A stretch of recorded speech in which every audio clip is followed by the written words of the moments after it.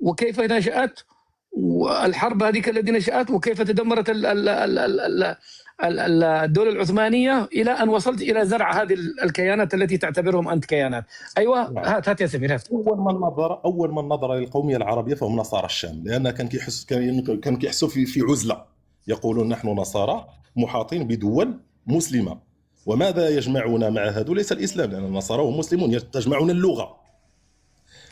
وكان منهم ميشيل عفلق وهذولك كلهم القوميين. عفلق هذا جاء من بعد، ميشيل عفلق هذا جاء من بعد، البعثيين جاءوا من بعد وتبنوا نفس المنهج، وجاء عبد الناصر بعدهم حتى هو ودمجها بالفكر الناصري الشيوعي العفين. هذا بطرس البستاني ومنصف اليازجي هما أول من نظروا للقومية العربية. القومية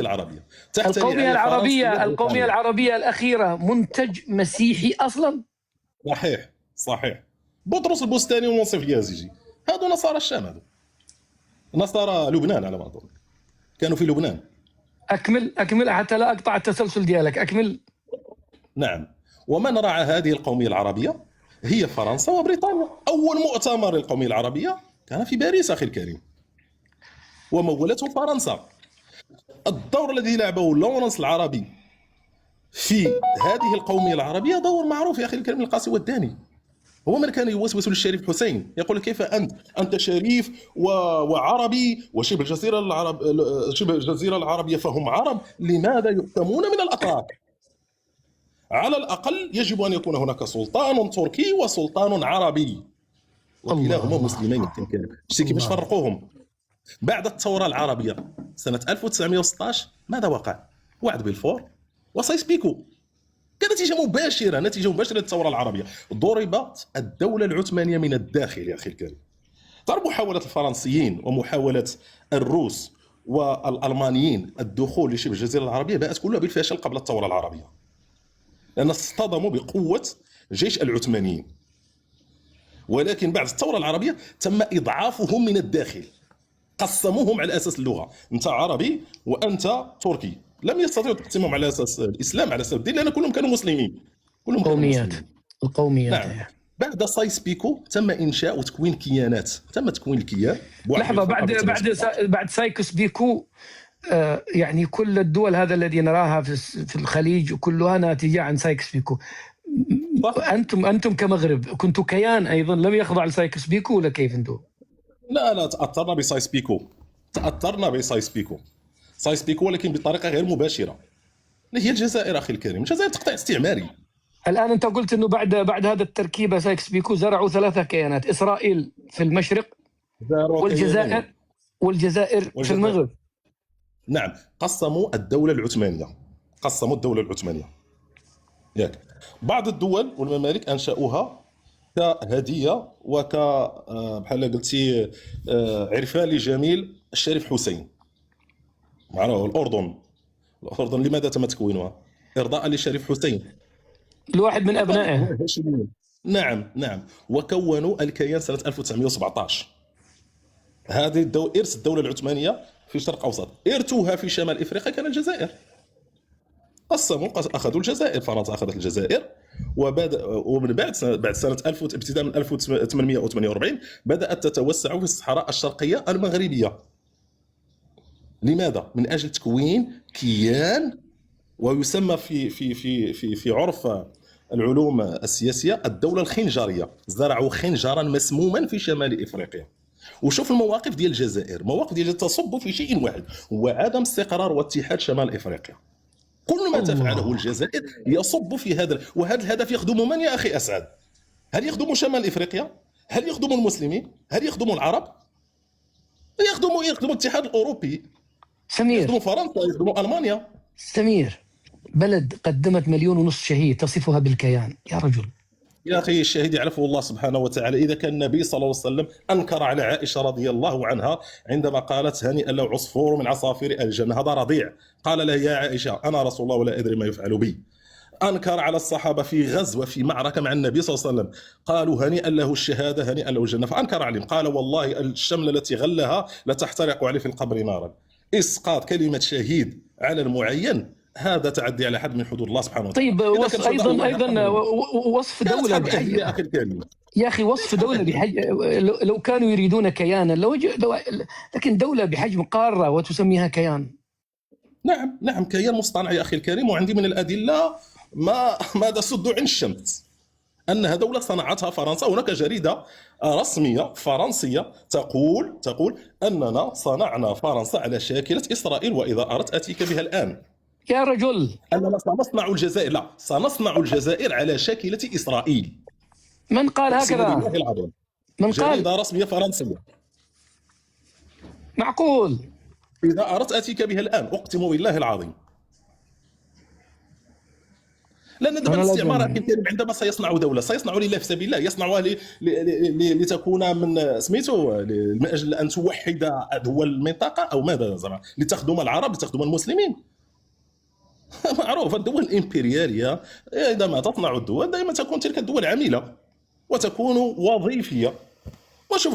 شوف أخي أسعد، شوف غير ماذا تفعله الجزائر، الدور التي تفعله الجزائر في شمال إفريقيا فقط من اجل التفرقه.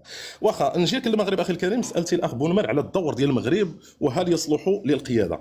الان لا نصلح للقياده. تعرف لماذا اخي الحسن؟ عندما قدنا المنطقه في عهد الموحدين وعهد المرابطين وعهد السعديين، كان المغرب موحدا من شماله الى جنوبه، شرقه الى غربه، والغرب او الدول الامبرياليه فطنوا لهذا جيدا. وعندنا وصيه الملكه ايزابيث قالت كل الخير أن يبقى المغرب مشتتا. لذلك صنعوا لنا هذا المشكل هذا ديال الصحراء الغربية المغربية. لماذا؟ لأن هذه الإمبراطوريات اللي هضرتك عليها المغربية التي قادت المنطقة كانت دائما العمق ديالها الإفريقي متغلغل. لأن الإمبراطوريات المغربية عندما تتغلغل جذورها في الصحراء تشرق أنوارها في الشمال. يعني ملي وصلنا الصحراء وحكمنا الصحراء في عهد المرابطين وصلنا الى الاندلس، ونفس الشيء في عهد المرابط، ونفس الشيء في عهد الموحدين. دابا كتشوف الجزائر تنفق الغالي والنفيس من اجل تقسيم المغرب. لماذا اخي الكريم؟ لماذا؟ فقط باش يبقى المغرب مشتت ولا يقود المنطقه حتى لا تنافس هذه المنطقه هذه الاوروبيين، خاصه اسبانيا وفرنسا والمانيا. انا تسالني عن الاعداء الحقيقيين ديال المغرب، انا اقول لك هي اسبانيا وفرنسا والمانيا. حتى الحسن الثاني رحمه الله عندما سئل على الجزائر والدور الذي تلعبه الجزائر والفيديو موجود، قال انا لا الوم الجزائر، انا مجرد اداه، انا مشكلتي مع من يحرك الاداه. الحسن الثاني قال هكذا. اسبانيا، نعم، واشار في ذلك الى اسبانيا، الفيديو موجود اخي الكريم. لذلك المغرب، تخيل دابا انت المغرب رد على فرنسا وقطع العلاقات الى حين انهم اعترفوا بالصحراء بانها مغربيه. قطع العلاقات مع اسبانيا وقطع العلاقات مع المانيا في 2021. لماذا لم نقطع العلاقات احنا مع الجزائر يوما؟ ألم تطرح هذا السؤال هذا؟ لانك لا تراها هي العدو. نراهم اداه، والحكمه تقتضي يا رجل اتق الله. هذا تاريخ اخي الكريم. لماذا لم نقطع يوما علاقه معهم؟ ديما كيكون قطع العلاقات احادي الجانب من جهتهم هما. في 1964 هما قطعوا العلاقات، حنا فرضنا فقط تاشيره. 2020 هما قطعوا العلاقات وقطعوا سميتو الطائرات وغير ذلك. نحن لم نقطع العلاقات. لماذا؟ لأنه مجرد اداه اخي الكريم. نرجع لك انا بسرعه لجمال عبد الناصر. جمال عبد الناصر اللي هو راعي الازمات. اريدك ان تختم لانني ساعود الى اعرف اللون. اذا كنت كملت خبرني. نعم، هذا جمال عبد الناصر الذي كان يقود في عهده القوميه العربيه، ولكن كانت القوميه العربيه ديال جمال عبد الناصر بتصور شيوعي، وكان يرى في الانظمه الملكيه انظمه رجعيه ويجب اسقاطها، وبالتالي سيتوحد العرب. واخا سؤال السي جمال عبد الناصر، اتحدت مع سوريا، ما الذي افشل هذا الاتحاد هذا؟ ما الذي افشله؟ يكتب جمهوريه هم جمهوريه. شوف، اثبت التاريخ ان الاتحادات على اساس اللغه لم تنجح. كانت محاوله ديال اسبانيا مع الدول امريكا الجنوبيه، الاتحاد الإيبيرو امريكي، لم ينجح. لماذا؟ لان هذا رابط اللغه لا يرقى الى مستوى اننا غندير واحد اتحادات استراتيجيه قويه، بينما رابط الدين اقوى بكثير من رابط اللغه. لان لو قلنا، اختم بهذه، اذا قلنا ان ان القوميه العربيه كانت ستوحد العرب. هنا قصيتي، تعرف شحال قصيتي عدد ديال الدول؟ قصيتي 37 دوله مسلمه، منها دول عظمى، اندونيسيا، تركيا، اقصيتهم كلهم، اقصيتهم. لان عدد الدول العربيه هي 20 دوله عربيه، عدد السكان لا يتعدون 500 مليون. عدد الدول المسلمه عربيه وغير عربيه 57 دوله، وعدد السكان يصل الى 2 مليار يا اخي الكريم. شفتي المغزى من هذه القومجيه العربيه وماذا فعلت وماذا فعلت بالمسلمين؟ انا احمل مسؤوليه سقوط القدس وسقوط فلسطين لهذه القوميه العربيه، لان انذاك المسلمين تخلوا على رابطه الاسلام وعوضوها برابطه اللغه، وهذا رابطه اللغه لا تخدم يوما لا العرب ولا المسلمين. صح صح يا اخوان. بديع والسلمي وادريس ومحمد ضروري يرجع الارفلون، هو الجزائري الوحيد، انا ما عاد طلعت احد غيره لانه اعتقد هو احسن واحد يتحدث فيهم. تفضل يا اخي. قال كلاما خطيرا، انتم مجرد كيان يقول. والله كنت أتمنى أن نسير في محور المشروع السني والصفوي الصهيوني، لكن للأسف اضطررنا أن نتلقى الهجمات، ولو أني صححت قضية وهنا